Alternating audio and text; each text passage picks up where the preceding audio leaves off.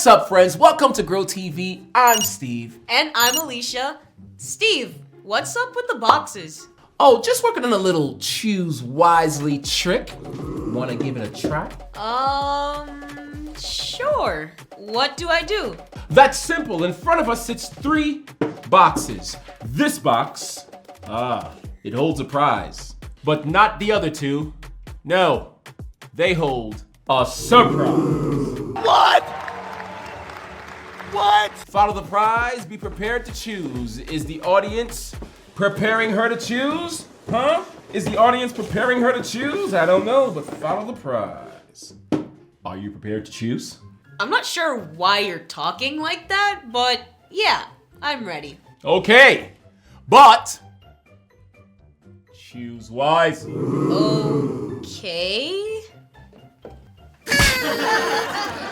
You didn't choose wisely. Do you want to choose again? No? Come on, the prize is really great. Fine. But this time, choose wisely. Yeah, got it.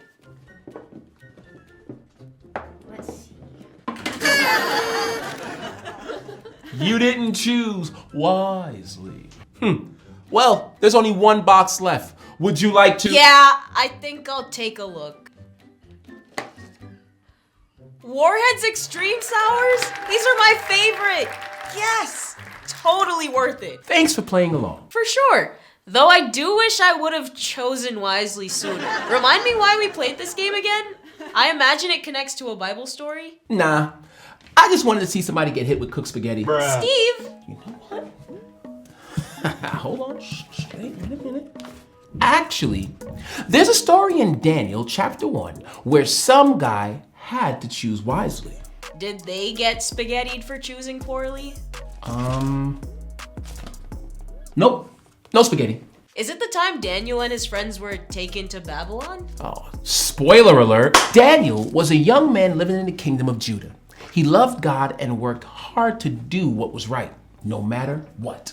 That all sounds great, but then King Nebuchadnezzar from Babylon attacked Jerusalem and took over the city. Many people, including Daniel, were taken into exile, which means they were forced to leave their homes and live in Babylon. That's messed up. You know, what's more messed up is that the king ordered the smartest, strongest, and most talented young men from Judah to be trained to work in his royal palace. Daniel and his friends Hananiah, Mishael, and Azariah were chosen. They had to learn the Babylonian language, culture, and ways of life. Forced to stop speaking their own language. It was like they were trying to make them Babylonians. Daniel was Belteshazzar, Hananiah was Shadrach, Mishael was called Meshach, and Azariah was called Abednego. Even though they were in a new land with different rules, Daniel and his friends stayed faithful to God. They didn't forget who they were and what they believed. Part of their training included eating food and drinking wine from the king's own table. But Daniel knew some of this food was against God's commands. Wait. Why?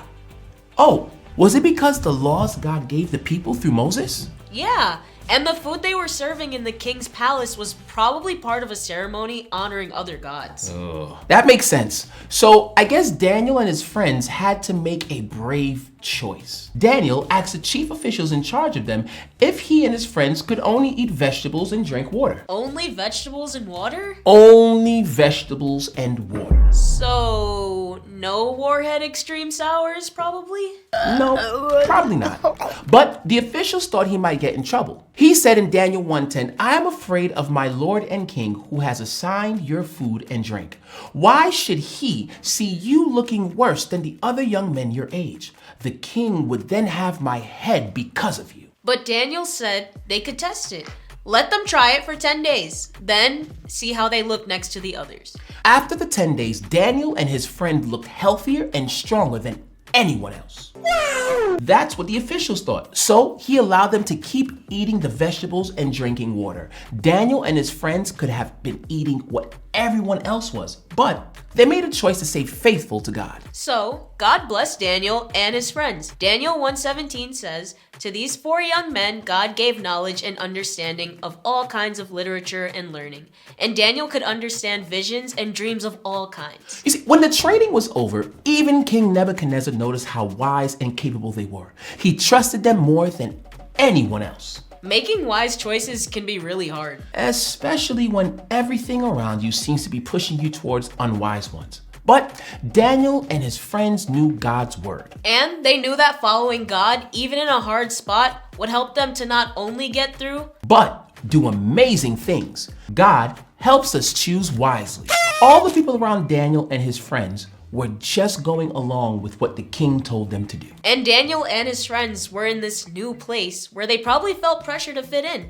And if they didn't, they can get into some real trouble. But they still did what they knew God wanted them to do. And God blessed them and helped them, just like it was for Daniel and his friends. Making wise choices to follow God instead of just doing what everyone else is doing can be very, very difficult. Like when everyone is talking bad about someone and you choose not to join in. And you choose to encourage that person instead, that's a hard but wise choice to make. Or when everyone is watching a video or looking at something that you know you shouldn't see. Choosing not to join in is hard. You might feel left out. And it might make people look at you weird, and that might not feel so great at first, but it's the wise choice. And God will help you and bless you just like God did with Daniel and his friends, because God helps us choose wisely. Hey, can I try one? Have you ever had one before? I'm sure I'll be fine.